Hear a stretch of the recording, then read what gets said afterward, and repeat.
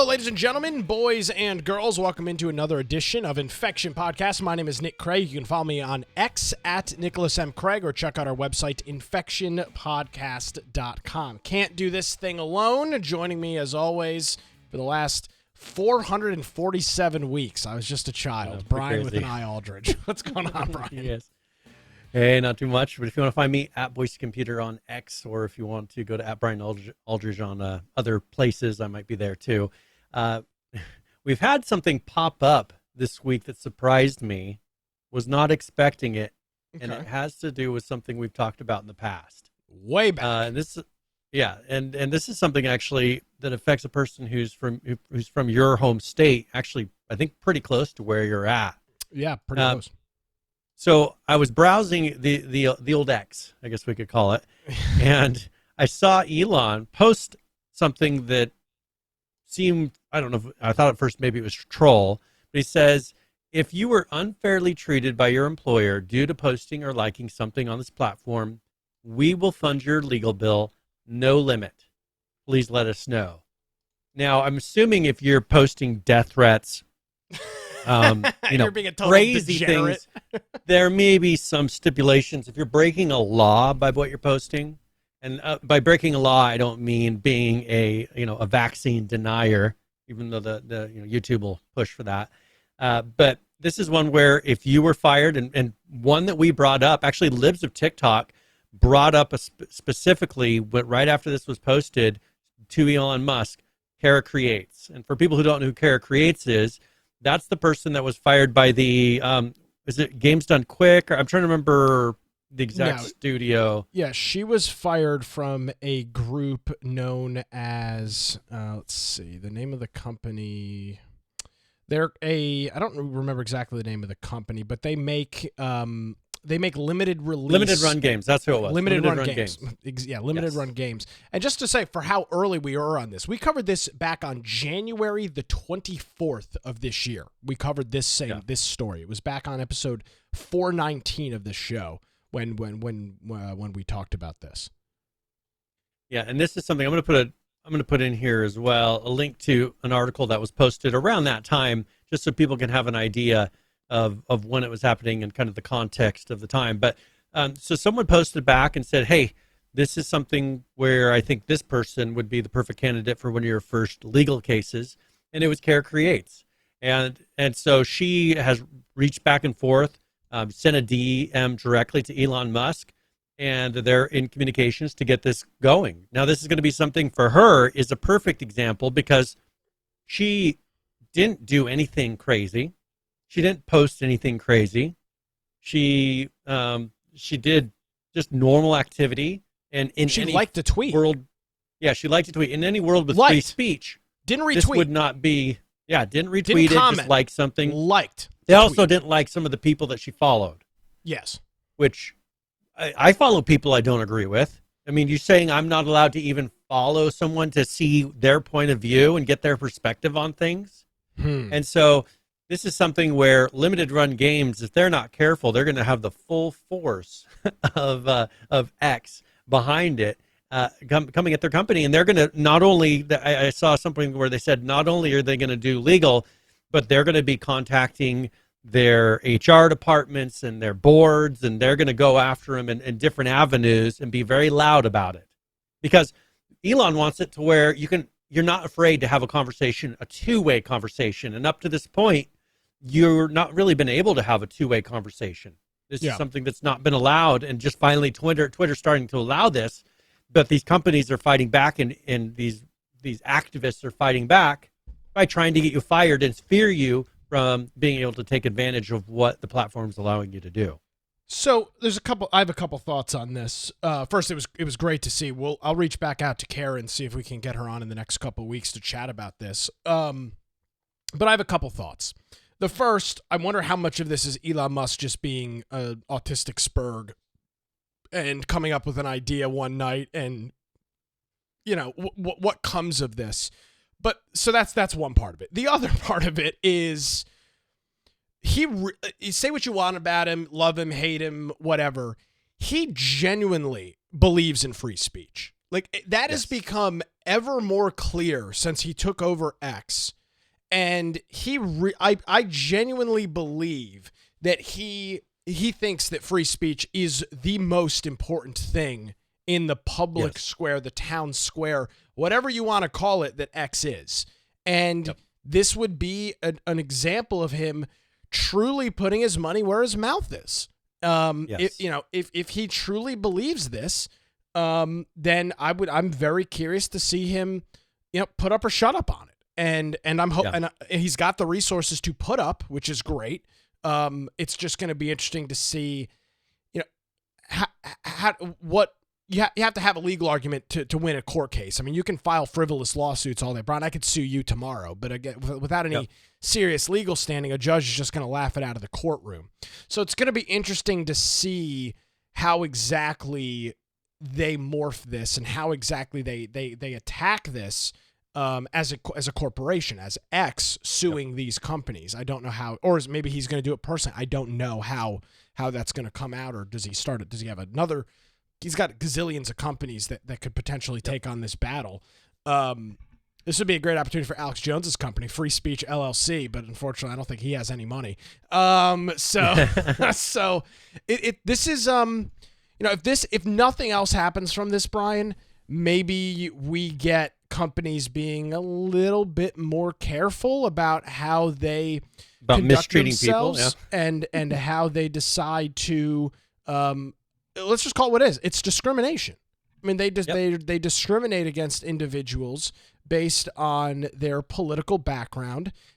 When we talked about this back in January, there was no indication that Kara had any problems at her work. There was no indication that she was a bad employee. None of that. Nope. This was simply because she liked a Libs of TikTok tweet, which, by the way, Libs of TikTok is one of the most viral popular accounts on Twitter. It has 2.5 million followers. And they don't even really create their own content. They just repost. They repost things that people post. Yes. And the people that are posting them are a total opposite viewpoint, and they're posting them in all sincerity, and they're just reposting those things to show people the thinking and what's being said by this other side of the aisle. And they don't like that. They find that to be hateful. Well, so us repeating the words that you say is hateful, and that's kind of a funny thing that they're turning around and making true. You can't repeat what they say without them getting mad. Where on our side, if you repeat what we say, usually that makes us happy because you're getting the word out there. Yeah. We want you to say what we call as truth and facts and reality, and they don't like that. And I follow these people. One thing that I did, my work actually put out a survey of the company and asked, do you feel like you feel like you could say your personal beliefs and opinions? Did you fill it out? I filled it out. I ignored those. And they said, do you feel like you can say those things at work? And I said, no. I said, I don't feel comfortable talking religion. I don't feel comfortable talking politics because I don't feel that a conversation will be had that it'll be negative that comes back from it. And one thing that our work did is they sent out a training, and I was very surprised. It wasn't a training of how to use proper pronouns and everything. It was a training of how to get along with people who don't have the same beliefs as you. And it was one of the better that I've ever seen, because I do subcontract work for other clients, and the ones that they do were all about, well, if this person speaks in a certain way that would be considered more street talk, that's a new language. If they dress in a way that looks like what you would consider, in quotes, thug, that's just a new style. Don't judge anyone based on that. Where this one was just saying, if someone has different beliefs than you, then be willing to either listen to it or just disagree with it if you feel like it, but don't have negative impacts from that. And that's what we should really be doing: is you have a conversation with people and don't get pissed if they don't believe everything that you think, because that's never going to happen. You and I don't believe everything exactly the same. We shouldn't. But we realize differences are normal and healthy. Yeah. Well, yeah, and this goes back, and I talk about this on my show all the time, because I take shots on both sides, and the reality is you shouldn't agree with everything that everybody always says. That makes there's countries where you agree with everything that everybody says. It's called North Korea, and if you don't cry loud enough, you get shot. You get sniper shot in the face. If you don't cheer and clap at the right speed and act as happy as you need to be, you get sent to a camp. Yeah, you get sent to a camp, and your family gets burned alive. Yeah, your family gets burned alive in their house. So I mean that's what happens when everybody has to say and agree and excuse me and feel the same way about stuff. That's just not what happens. So this is good. Again, we've heard a lot from Elon Musk. I'm going to treat him as fairly as I do everybody else. I want to see it. It's great to say it. It's great to put the offer out. But what exactly does this mean? Because if he follows through on this and there's some serious stuff, and if they get a couple of victories, this could be game changing. I mean, this really could change it. Oh, big time. That's the deal. Yeah. Once you set precedents, you can say, here's an example of something similar that happened. Here was the ruling. It'll make it to where the judges don't really even have to think at that point. If it follows along with the same characteristics of the previous judgment, they'll say, yep, this falls right in line with the judgment that was made previously.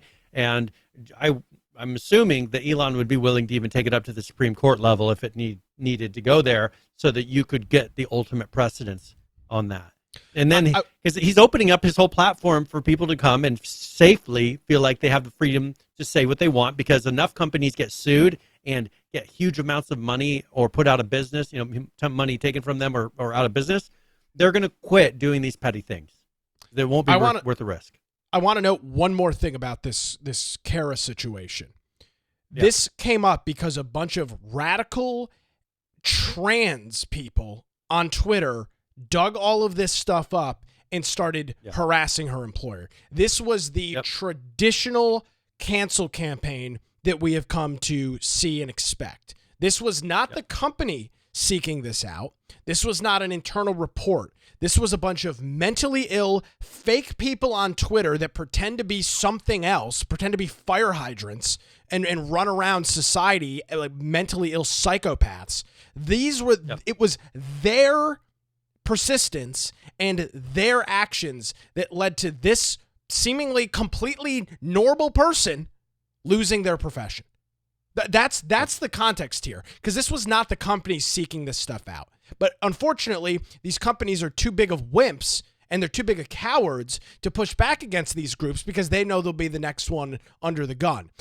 And there's the old saying, which you would assume doing talk radio for almost 3 years now, I'd be better at rehearsing some of these sayings. But it's, they came for me and nobody cared, and then they came for you, or whatever it is. They came for me and nobody helped, and then they came for you and there was nobody to help. And that's exactly what this is with these groups. It's always one step up. It's always it's always the next victim. It's always the next target. It never stops. It's metastasizing, Brian. It's never enough, and it will never ever end until these groups are put in their place as the radical freaks that they are. And I'm not saying freaks because of what they believe. I'm saying radical freaks because they go after people that they have no vested interest in and ruin their lives. That is not a normal behavior of people. I'm sorry, that's just not that's not how humans interact. I don't go into a store, I don't go into a Walmart to try and get employees fired. I don't go into a gas station to try and get the clerk fired. That's not how normal society operates. But these freakos on the left, these whack jobs, these mentally ill people on the left, that's what they do, which is not a normal way of operating in a society. So good. Yeah, and hopefully this will be that turnaround spot, because I think that a lot of people do speak their mind on Twitter. I don't tend to post a lot of things, but also I don't tell anybody that I work with or that I know, outside of certain places, what my Twitter address is. I don't really, try to follow anybody that I know, just because I don't want to deal with it possibly causing me issues with my job. And it shouldn't do that. I should be able to post my opinion and have, either be able to post something about religion or politics or whatever I would like, and not be worried that it's going to affect me personally in those ways. But that's the society we live in. So here's some breaking news right now. Dave Portnoy, you're familiar with him. Barstool Sports. Yes. He sold his company to a group called Penn Entertainment for nearly $500 million a couple of years ago. $551 million. And I am reading right now on Business Insider that Dave Portnoy has purchased Barstool Sports back and says he's doing it in part to protect free speech. I'm hesitant to play this because it might be profanity ridden, because that's kind of Dave Portnoy. But I want to. This is literally 3 minutes ago on Twitter. Okay. These are his comments on this. Let's take a listen to this and see what he has to say. Maybe the biggest emergency press conference we have ever had here at Barstool Sports. Where to start?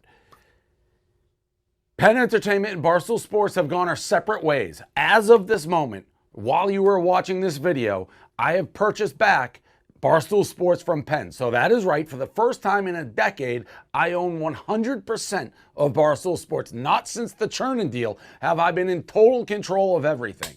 Why did it happen? How did it happen?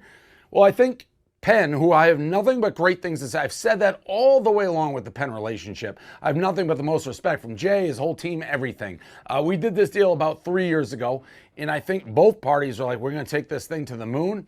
And we underestimated just how tough it is for myself and Barstool to operate in a regulated world where gambling regulators, the New York Times, Business Insider, hit pieces, fucking with the stock price. Every time we did something, it was one step forward, 2 steps back. We got denied licenses because of me, you name it. So the regulated industry, probably not the best place for Barstool Sports and the type of content we make. Penn was able to broker an unbelievable deal with ESPN. We wish them nothing but the best in their endeavors. It's truly a win-win. I still own a ton of Penn stock. I'll probably hold it because I think it's going to go up. But more importantly, for us, for Barstool, for the first time in forever, we don't have to watch what we say, how we talk, what we do. It's back to the pirate ship. And by the way, I am never going to sell Barstool Sports, ever. I'll hold it till I die, and when I die, I'll give it to Dan or Kevin, who's ever left standing. If their kids are still alive, they'll get whatever. We will pass it down. This is now going to be a place for content. Every time I think I'm out, they pull me back in. That's right. I'm not going anywhere. Barstool Sports, the pirate ship, the cannons, they will plunder from now for the next 100 years. So welcome back. So there you go. So that just happened, and he didn't say free speech, but for the first time in forever, we don't have to watch what we say. Exactly. Brian, this is there. I have mentioned on this show, I've said it for probably since I was 16. Which was 10 years ago, which was a long time ago since we've been doing the show. The world is the term is an Overton window, and it shifts and it slides, and you see the world through this window. It's on this sliding spectrum constantly. And the other analogy I use is the rubber band. Everybody has pulled a rubber band so far, tried to wrap it, get an extra wrap around that cable, and what does it do? It snaps. You can only pull the rubber band so far, and what does it do? It shoots back and it ricochets in the other direction. And I think the unbelievable amount of online censorship and in-person censorship. For example, a couple months ago, we didn't talk about it on the show, they had to fire somebody from Barstool for comments that they made 10 years ago. Because of they were owned by another company, and that other company made that decision. And you're seeing that this alternative media, which Barstool, if you've not followed them, is an unbelievable story. You just had this joker that went to Boston College that liked talking about sports, and he sold his company for $500 million freaking dollars, and now bought it back for, according to Business Insider, pennies on the dollar is what their is what their headline is. It doesn't say how much. It doesn't say how much he bought it back for.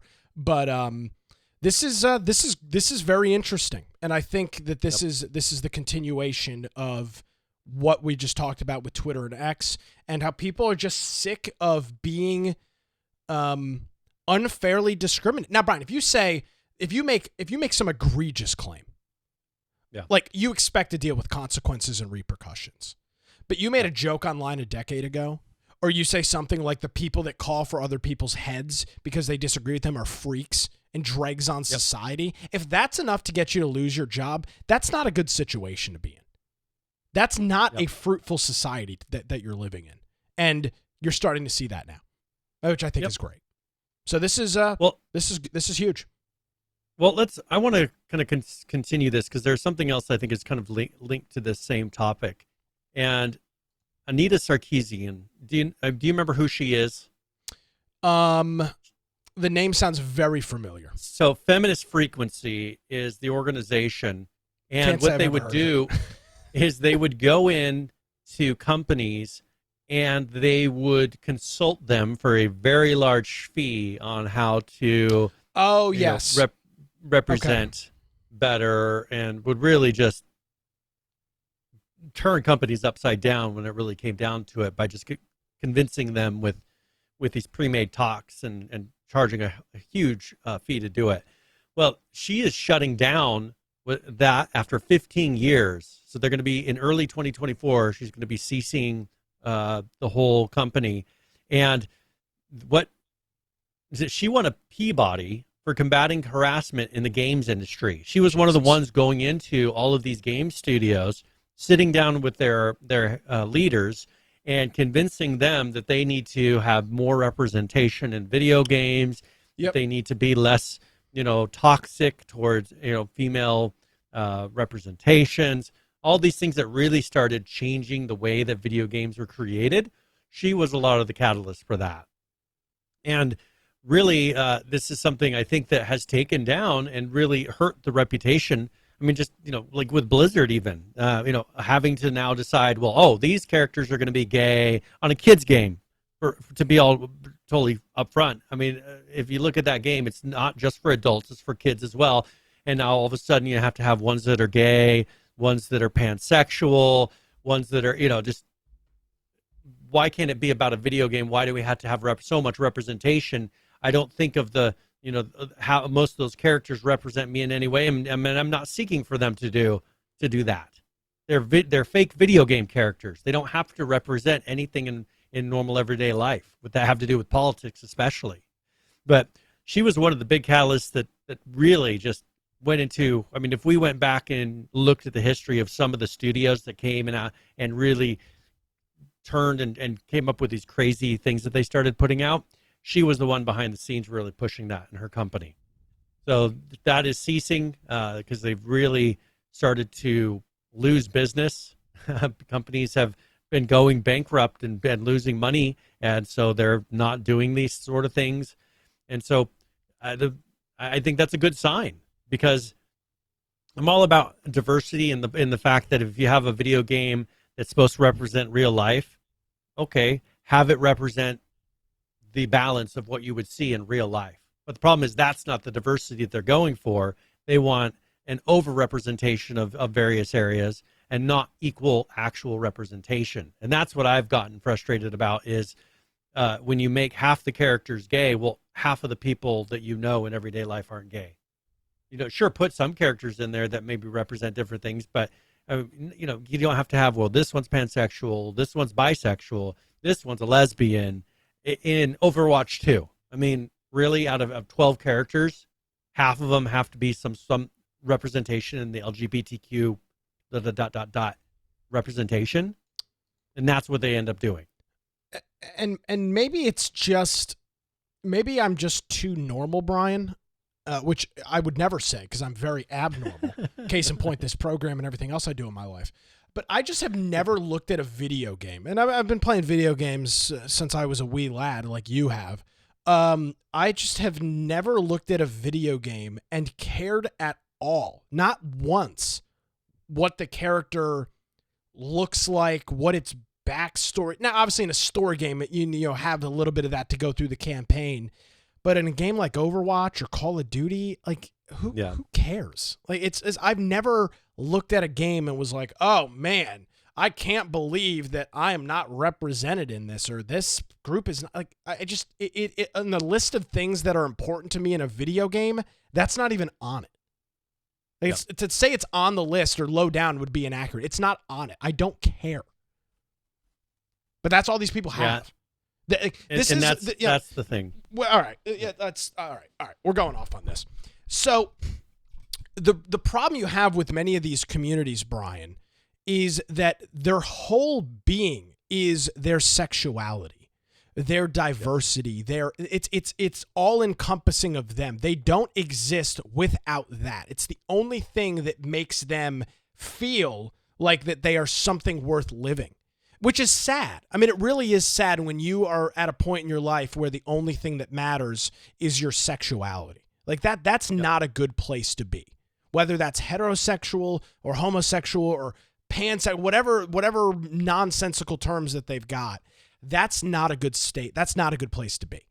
But when it's all encompassing and it's all you care about, I understand why they react the way they do, Brian, because it's all they have. Like it's just, it's their whole being. So it makes sense, but at the same time, it also is ridiculously stupid. And these sham organizations like she was running, Feminist Frequency, they're getting shown the door because companies are realizing that no matter what they do, no matter how much they spend on diversity, equity, and inclusion, DEI this, DEI that, it still doesn't matter. The leftist mob is still going to eat you, no matter what. For one thing, for one employee, it's completely irrelevant. Yep.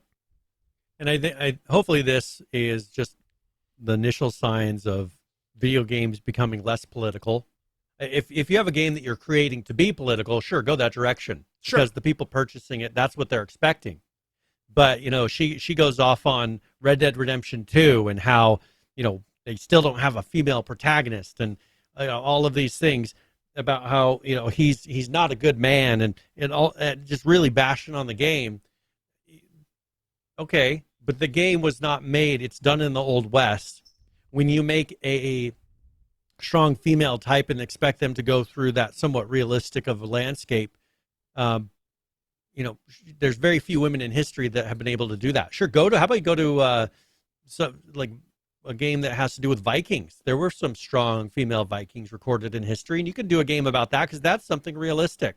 But when you try to force something that never happened on someone who's trying to create somewhat of a realistic game, you're making a false reality of the past, and you're telling them they have to follow along with it. A great example of doing this without with scrapping the whole diversity thing, but actually letting it play out would be the prelogue to the Yellowstone, the 1842 or whatever it was called. That did his wife in that 1886 or whatever. Is it 1882 and then there's one before that? Yeah, and then there's there's like the 19. Yeah, there's like a 1920 and then an 18 whatever. That one his wife is a very strong female in that show, and the daughter is incredible. Yeah, exactly. Yeah. And here's the thing: I watched that, loved it, thought it was great, and it wasn't forced. It wasn't shoehorned in. They just built it into the story, whether intentionally or not, and it worked. You don't have to make a big deal about it. It's a ridiculous. I mean, this lady would die if she went back and watched any of the Clint Eastwood movies. I mean, Jesus Christ. I mean, go watch a Fistful of Dollars and all those 60s spaghetti westerns. Go see how those played out. I mean, that's like what Red Dead Redemption is based off of. Yeah. One thing I found interesting is they created a games and online harassment hotline. Huh. So if you got harassed in a video game, you would call a hotline. What's that going to accomplish? It's a video that's going to be ceasing to operate here late September. So what's the point? I mean, you're filing something with someone who's not linked to it. They just following statistics. They could follow the same thing with AI. Yeah, but this has got nothing to do with a video game. Today was really hard. I'm so glad you reached out. Tell me more about what's going on. I'm so frustrated and overwhelmed. I don't know where to start. Let's take it one step at a time. I'm here to listen and talk through whatever you want to share. So is this like a suicide hotline or online harassment? Well, they're claiming that it's a games and online harassment hotline. Well, this is a really bad example. But it really doesn't look like here at all. Yeah, it doesn't say, well, I was playing this game and this guy kept, calling me the B word and oh, God. I don't know. I don't know what they're expecting. Oh man, next week we'll text them 3 before to the 7 show. p.m. Pacific every day, USA only. Oh. Messages anytime. Do you want me to text and see what's going on? No, I don't want to. Okay, all right. I want all a right. proof of online harassment. Well, I'm not gonna prove just- any online harassment. I'm just gonna see what's going on. I think it's interesting that this is like, what is that accomplishing? How about if there is harassment, how about you give them resources to contact support to make a complaint or to file, something against a person who is actually harassing you, not just saying, hey, well, how does that make you feel? Well, it makes me feel kind of frustrated because I'm playing a video game and this little kid keeps beating me and calling me old man. Like, do I get mad about that? Or, if I don't like it, try harder or quit playing. I mean, I don't expect the kid to stop playing. I don't know what it is. That to me just doesn't seem like that's accomplishing anything other than treading water is the equivalent of what I see it doing. You're not making any changes to anything. Okay, so they were operating for 3 years and they had about 650 conversations. So they were averaging less than 2 a day. Yeah. How many of those do you think were serious? Well, that would be my second question. Now, here's the thing. Now, like, obviously, taking all this stuff seriously. I mean, there is suicide hotlines. There are these organizations that, the prayer line. There's the one. They'll pray for you. Yeah. The evangelist guy that will, there's a prayer line or whatnot. So, I mean, these things do exist, and there's fine use to have some of these services. Mm-hmm. But again, it seems so forced and ridiculous. Like, yeah. I don't know. I mean, here's the thing, Brian. I want to assume that people are trying to do good. But with these actors, I don't think they are. Like, I don't think they're actually attempting to do good. They're trying to make it about themselves. They're trying to get their Peabody or whatever award. I just don't know that all these people that do these good things are actually good people. And I have a really big problem with that. Like, if you just, there's so many people that do things privately that, donate thousands, tens of thousands of dollars privately to organizations every year, and nobody ever knows, anonymous donations and silent partners and all these different things. And then you've just got these idiots that just, have to do this in this big sphere with this spotlight and just shower me with compliments and just, it's bullshit. I hate it. I hate every facet of it. And I can only assume that that's exactly what this group was doing. Well, in here recently, here's an example of kind of that effect. Here on June 9th, there was about around then they had that Summer Game Fest Awards. And that there was a lot of kind of flack received. People are posting things. Here's an example of a tweet. Love Summer Game Fest, but not a single woman on stage this whole time. What year is this? Okay. For $1, feature a woman. It's just pointing to love an industry that will never love you back. First of all, she brings up having all white, all male roundtables with no women. What's their race have to do with, if a company, let's say they're out of Sweden and that's their developer pool and they happen to be all white, back in the day, you would say, oh, they're Swedish. That's their heritage. You wouldn't have this forced representation.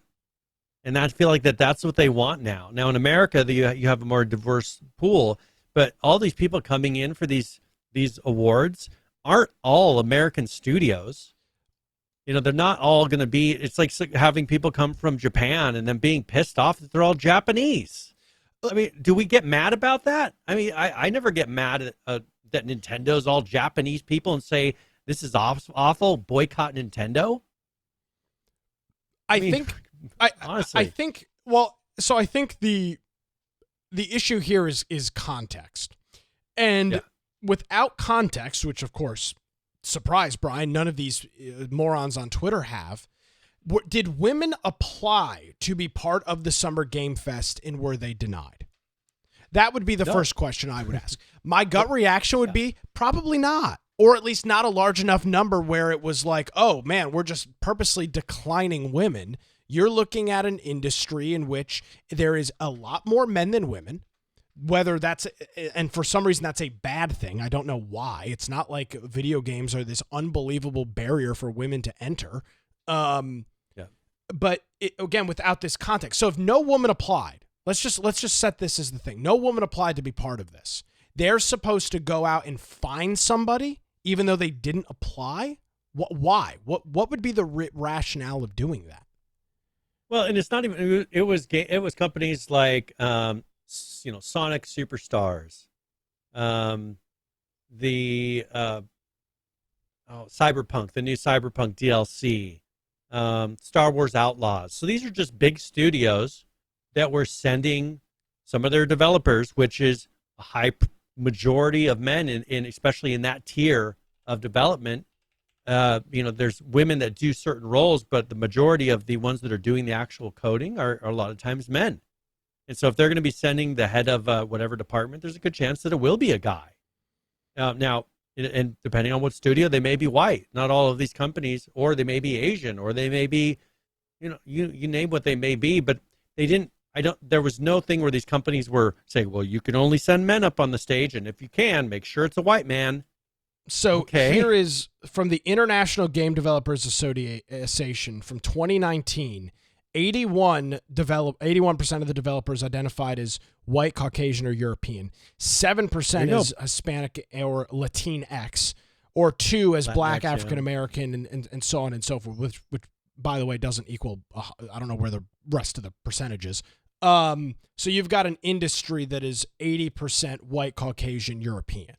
So those and are. You're mad that's going to be the most likely the representation that's sent. I'm looking. I'm 81%. I'm trying to find a men and women breakdown because I assume that number is ridiculously high.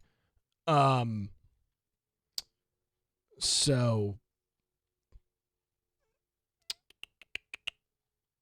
yeah, I can't find it right off the top of my head. Just trying to do some searching on it. But yeah, again, you're trying to take an industry that I do believe is open to quote unquote diversity, and you're attempting to shame them into but shame's not even the right word. You're trying to force them to bring people up on the stage that might not be the pros in those industries. Yep.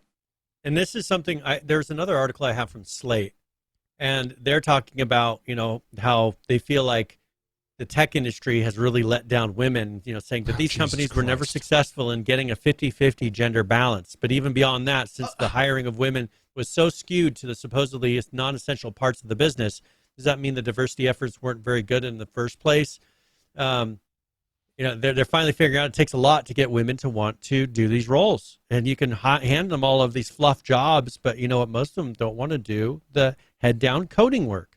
Now, that's not 100% the case, because there's women that I work with that are perfectly capable of doing coding, and they do very well.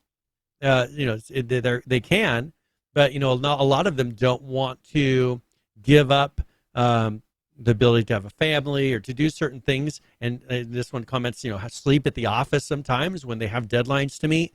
This is something that they've been really trying to kill about that industry, but that's part of what that industry does. Is when they have a deadline, they all push together, and they tend to hire young guys that are willing to sacrifice a little bit more. No families. And then you're asking, that don't have families, they're single. And, that's just tends to be what, and then they get married and maybe, but they're the ones that don't have to stop, to have a family. They don't tend to stop coming to work. And not that that's a requirement, the woman could just take enough time off to, get the baby going to where the husband can take care of it, or daycare can take care of it, and then go from there. But that just, the reason that you have these lopsided things is just the demographics of the differences between men and women, which they hate to hear. Well, and that's it. That's it. I mean, that's what this comes down to, is that you've got them unwilling to accept that there is, and I know that, Brian, this will get me canceled, that there is a difference between men and women. There is a fundamental difference, not only in a scientific, biological standpoint, but in the way that they go after their careers, the way in which they handle their careers. Again, not everybody is the same. We're not all perfect molds.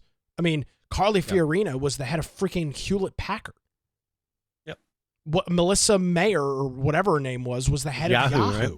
I mean, so it's just it's nonsense. And here's but guess what? Not everybody is built like Carly Fiorina.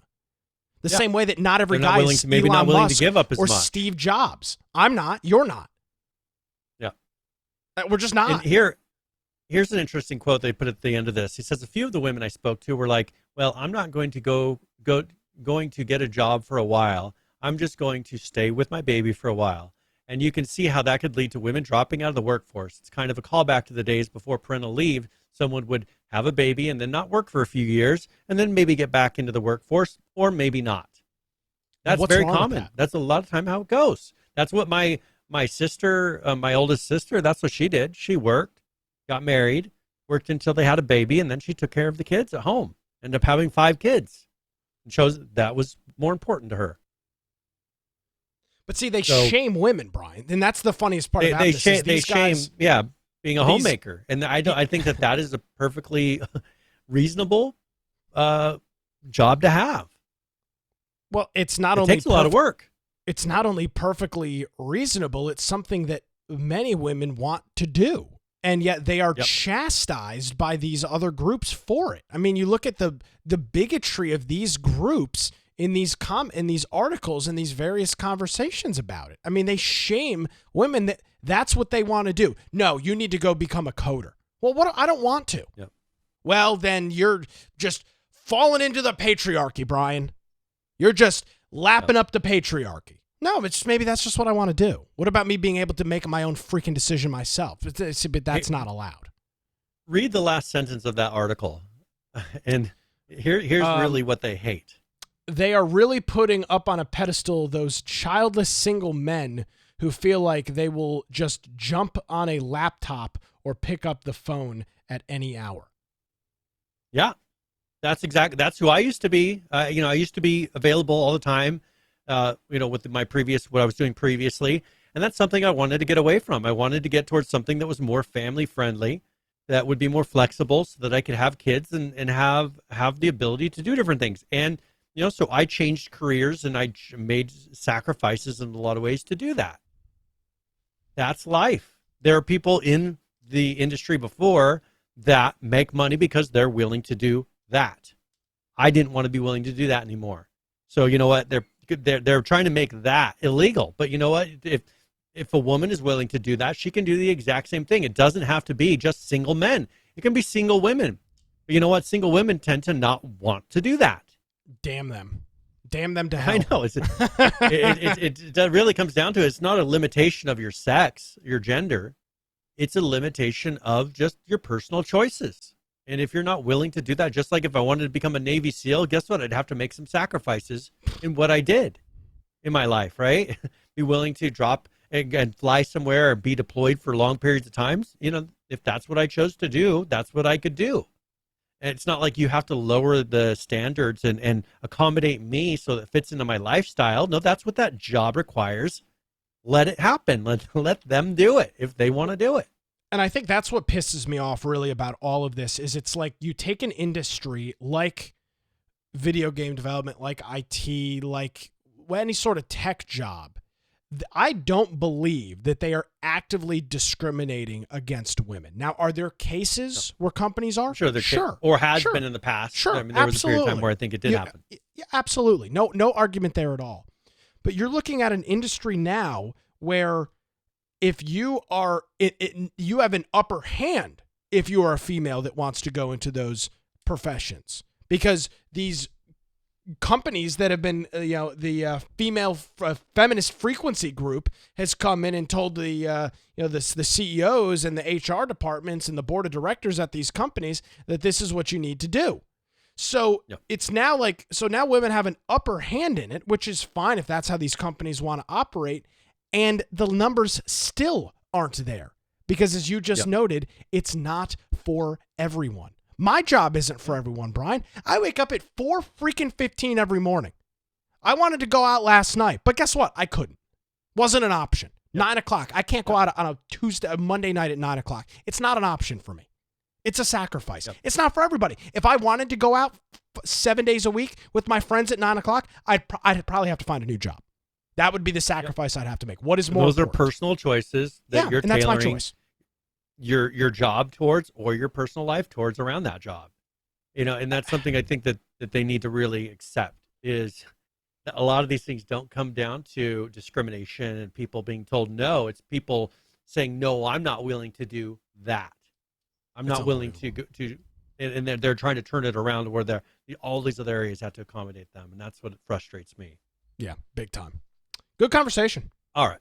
Okay, so let's move on to something a little more lighthearted. So Rockstar is getting ready to release Red Dead Redemption on the Switch and the PS4.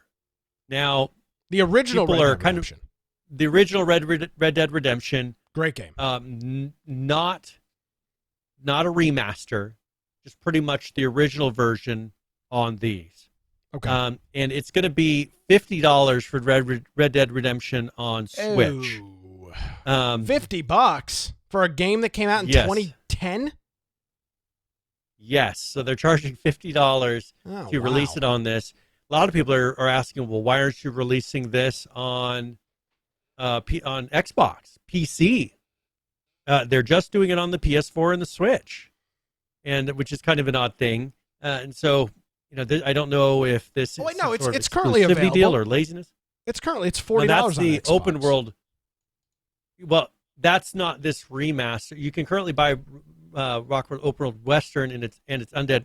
Maybe they have one you can do there, but yeah, they do. This version of it that they're releasing is not going onto the Xbox. That's an because old it's already version there. I think was on there. Okay, yeah, and some people were saying, well, why aren't you releasing this one? I don't know if this one's going to be supported any differently. I don't think so. They're not but updating I think the game. I think the PC is the biggest part that people are frustrated about. So one thing I wonder if you could run this using Xbox's streaming to the PC service from your Xbox to be able to play it on PC. I mean, that'd be a workaround if people already have an Xbox. I think people probably want it on PC, probably so for the modding, to be able to really get it modded and do fun things like that and hack at it. Maybe that's why they didn't want to release it on PC.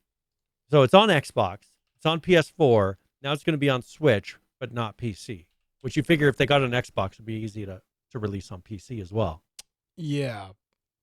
Yeah, because it's the Xbox 360 version, which is the one that I played originally, and it's backwards compatible, so you can play it on the Xbox One. Oh, okay. It's $30. So it's $30 on the Xbox store, and then the Undead Nightmare DLC, which is pretty good, is also $10. So it's $40 total, which is $10 less than the version that's going to be coming out on the Switch. Now, one thing is, why not a remaster? I have the original Red Dead disc. I can pop it in my Xbox tomorrow and play. And it plays just fine. It's backwards compatible, yeah. I'll have to try that. Yeah. Because I played it on the PS4, and that's why I got that PS4 originally. But it'd be fun to kind of play it again. I might play it on the Switch, though. It's just $50. I'm not sure I want to pay dude, that come on. Brian, this game again. came out. This game is 13 years old. That's ridiculous. If it were a remaster, I'd pay $50. If the graphics were enhanced and looked more modern, that'd be one thing. But they just ported it. Well, the Switch came out in what, 2014? So I mean, the hardware-wise, it's probably not going to look too bad on the Switch, if I'm being honest about it. No, the screen is small enough; it's going to look great. The screen's 720p on a giant screen. Yeah, I was $50. hoping. What I was hoping when I heard about this, it was going to be a remaster, and you were going to have a cleaner, better looking, especially since they're releasing it on PS4. I mean, this is going to be the same blocky game that I played on my original PS4, or using the streaming service to be able to play it on that, because I couldn't play it directly. They had it to where I did PS Now, I think, is how I had to play it. I'd pay for that subscription to play it originally. It's interesting. So the CEO, they had an earnings call the last couple of days. Take-Two did. They're a publicly traded company, and the CEO Zelnick was commenting about the media coverage and the price, and he said that's just what we believe is the commercially accurate price for it. He's probably not wrong. I mean, people why not buy it for $20? But yeah, because people will pay 50 copies for $20. Well, maybe not. I mean, less people will pay 50. Sure, but they probably grafted out and figured out, well, we'll make a little bit more money at $50 even with less sales than we would have 20. I'm not a fan of the price tag. I won't buy it, but I do appreciate him saying that's the price. That's what the we live in this little thing, Brian. I'm not sure if you're aware of it. It's called free market. It's a pretty interesting concept. And the consumers essentially decide whether they spend their money or not if they think they're getting a good value. And when the CEO of Take-Two says, yeah, this is what we believe people are going to pay for it, this is the commercial price, okay. I mean, it's hard to argue with it. I wonder That's how what much people are of this buying. is Nintendo, though, because Nintendo I'm sure it's not. I'm sure it's got always nothing to do with Nintendo. marks their stuff up to around this price anyways. Yeah, but I mean, I guess if they wanted to come out and make this available for $20, they could have. But again, if the marketplace is going to spend 40, or maybe the reason it's 50 instead of 40 is because Nintendo's taken some big cuts, so they're making up their difference on the cost. But I mean, if that's what folks want to pay, then have at it. It's not. I don't have to buy it. Yeah. I can't believe they're not doing a remaster. But that's the big thing. On a PS4 or on the Switch, I can understand not doing a remaster because you're not going to see that much of a difference visually. But when it comes to doing a console release, I'm just really surprised that they didn't enhance the graphics at all. They kept it exactly the same. Yeah, well, it's a 13-year-old video game. And you figured maybe the problem is a modder could come up with something that improve the graphics. I mean, but why in a couple of months? But why? I mean, you come down to a question of diminishing returns for a company. How much staff time are you going to set aside? How many resources are you going to set aside for a 13-year-old game when you've got a new version of the game that people are modding and playing right now? I mean, that would be the equivalent of Rockstar coming out and saying, "Hey, GTA Vice City. We got all these," and I know they did some stuff with the Switch that was a disaster, but just them coming out and just doing all this stuff with all these old games.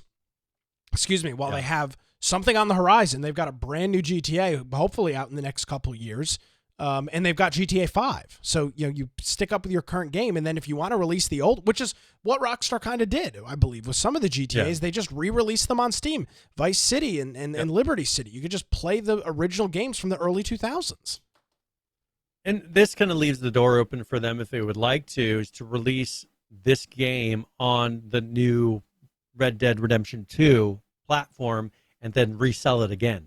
I mean, if they really wanted to have an actual remaster that's done in the totally modern style, because they've already got the characters, they've got a lot of the assets already created from this Red Dead Redemption, and they may be working on that in the background, totally separate from this, because this is more of a port. That would be a total rewrite, of all of the existing map storyline and everything put onto a new platform. So I still kind of hold out hope, because I think Red Dead Redemption 2 is still one of the most beautiful games I've played. It would be interesting to play Red Dead Redemption 1, and you'd probably get a whole new generation of people to actually play through it, because you're going to have a hard time getting a kid, unless it's on the Switch, to sit and play through this whole story on something that looks like a 14, 15-year-old video game. Yeah, I think on the Switch, I don't think you've got that big of a problem on the Switch, though. I really don't. I think with its screen size and the way that and if I were going to play it, that's where I would play it, because it would I feel like it would actually continue to play it. Yeah. Oh, absolutely. Yeah. Great game. Phenomenal game. All right. Well, we don't have a lot of time. I wanted to talk a little bit. You mind if we talk about Neralink for a few moments? Because this has gotten some news this past week. First of all, there was one that was posted on May 26th where the FDA approval, was passed for Neralink to be able to be put into human brains. And so that's something that was in our notes for a while. We didn't really get to it. But there was a tweet or a post now. Is that what they call it? A post, yeah, I believe so. Yeah, here recently where they said, "We're happy to announce our 280 million Series D round led by Founders Fund. We're extremely excited about this next chapter of Neralink.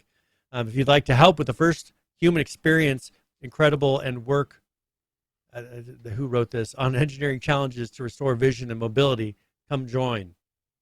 So looks like and one thing is, I think they're really hoping to make it to where it allows people to see, maybe through adapters, to be able to move by communicating with the brain. There are a lot of amazing things that this could possibly do. I mean, it seems risky, but if you're in a situation to where you have a major impediment in your life due to something from a brain injury or something from, something not communicating properly with your brain, this would be something you'd probably be very open to. So it looks like they're starting to ramp that up, and they've gotten past the animal trials and moving towards human trials. And I think, Yeah, I mean, if you're one thing I saw, I mean, if you're a paraplegic or you're completely blind or whatnot, I mean, that could definitely be something that I could see somebody wanting to be interested in. I saw recently a group that had put out some glasses that you can wear, and they had pretty much captioning. So when you hear things around you, it's just sitting there in the glasses captioning what you're hearing. And for a person that has no ability to hear, that's probably a pretty incredible tool, because if someone's talking behind you, you can see, oh, there's talking. I need to turn and try to find the person who's speaking to me. Or, maybe it says loud noise, to your right or something. It'd be something that would be an incredible enhancement, I think, to their way of living. Also, AI is starting to make big differences. Researchers have been able to translate brain waves into what they claim in this article as scarily accurate images using stable diffusion. That's something that with Neralink, if you are blind, they can give you the equivalent of possibly being able to see. I mean, if they can get it to where it's communicating with your brain and transmitting those images, being via data directly to your brain, will that make it so that someone who's truly blind will be able to see, and they'll be able to convert that to brainwaves? Because right now, the images are very AI looking, kind of choppy, but that's going to be improved over time to where a computer will be able to communicate with your brain and send an image directly. And I think that's going to be really crazy for a person the first time that happens, because it's going to be very debilitating. Your brain's not going to know what to think, and you're not limited to. You could transmit almost a 3D image of the surroundings directly into your brain. You're not limited to the two eyeballs for 3D. They can send direct 3D to your brain and not do it in the same way that we do through the retinal, receivers and transmitting. So we're at the very beginning, and we're kind of viewing it in the way of, oh, they're showing images how you would see them. I don't think they'll be limited to that in the future. You'll be able to actually send a full 3D representation. And how are you going to compartmentalize that? Because will it be separate from your brain? Will you be able to register it separately and have another place where you go to feel that? Just like when you smell things, it doesn't interfere with your eyesight. When you feel things, it doesn't interfere with your eyesight. You hear things, it doesn't interfere with your eyesight. How is a whole nother interface coming into your brain going to be registered? Are you going to be able to compartmentalize that and interact with it separately from your eyesight? Is kind of the trippy thing to think about. Definitely between that and AI and everything else, Brian, it's going to be an interesting couple of decades. I'm looking forward to it in my mid-20s. It's going to drastically change here as we go. Sure. And so as history we're always has in at the the very past. beginning.